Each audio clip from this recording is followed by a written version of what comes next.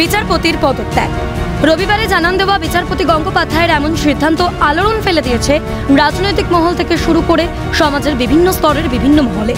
কারো কাছে তিনি দয়ার সাগর, রাজ্যের বিভিন্ন স্তরের বঞ্চিতদের কাছে তিনি দেবতুল্য। সেই বিচারপতির পদত্যাগে আফসোস সকলের। মনে আছে বীরভূমের ক্যান্সার আক্রান্ত এসএলএসটি চাকরি প্রার্থী সোমা দাসের কথা।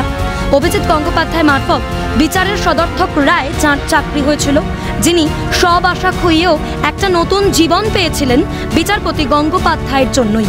সেই সময়ও জানান তিনি সাধারণ মানুষের জন্য ভাবেন, রাজনীতির ময়দানে গেলেও তিনি তাদের জন্যই সৎ পথে কাজ করবেন, এই বিশ্বাস রাখেন সোমা। বিচারপতির আসনে যখন ছিলেন দেখেছি উনি সাধারণ মানুষের উপকার করার চেষ্টা করতে চেয়েছেন, কিছু করতে চেয়েছেন, যেখানে সৎভাবে এবং নির্ভীকভাবে করতে চেয়েছেন। সেখানে বিভিন্ন রকম বাধা বিপত্তি এসেছে, নানা রকম আমরা বিভিন্ন ভাবে এই কিছু সময় ধরে দেখেছি।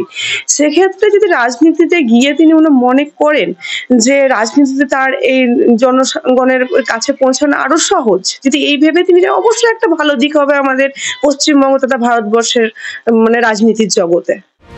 বিচারপতির মুখেও রবিবার শোনা গিয়েছে ভবিষ্যতে অন্য কোনো ময়দান মারফত হলেও সাধারণ মানুষের জন্যই কাজ করার কথা।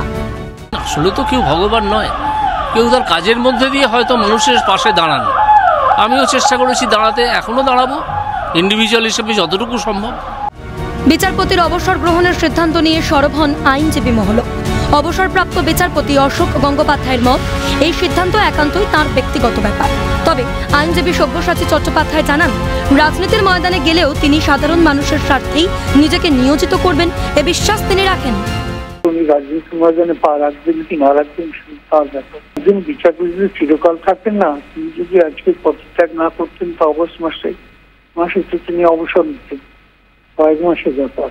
পশ্চিমবাংলার বুকে এই মুহূর্তে আমরা একটা মরণমাত্র লড়াইয়ের সামনে রয়েছি।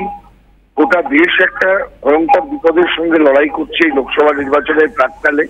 স্বাভাবিকভাবে আমি আশা করব যে যেভাবে অপশক্তির বিরুদ্ধে তিনি এতদিন লড়াই করেছেন বিচারক হিসেবে, সেই একইভাবে তার এই লড়াই জারি থাকবে। বাংলার চৌদ্দতান্ত্রিক যে সরকার এখানে চলছে, এই সরকারের পতন ঘটানো আগামী দিনে যেটা আমাদের মূল লক্ষ্য, সেই দিকে তিনি নিশ্চিতভাবেই আমাদেরকে এগিয়ে নিয়ে যেতে সাহায্য করবেন। সব মিলিয়ে বিচারপতির পদত্যাগ বিচার ব্যবস্থার এক অপূরণীয় ক্ষতি হলেও তিনি রাজনীতির ময়দানে গেলেও তা রাজ্যের জন্য ইতিবাচক সিদ্ধান্তই হবে, এমনটাই মনে করছে বঙ্গের ওয়াকিবহাল মহল। ক্যালকাটা নিউজ।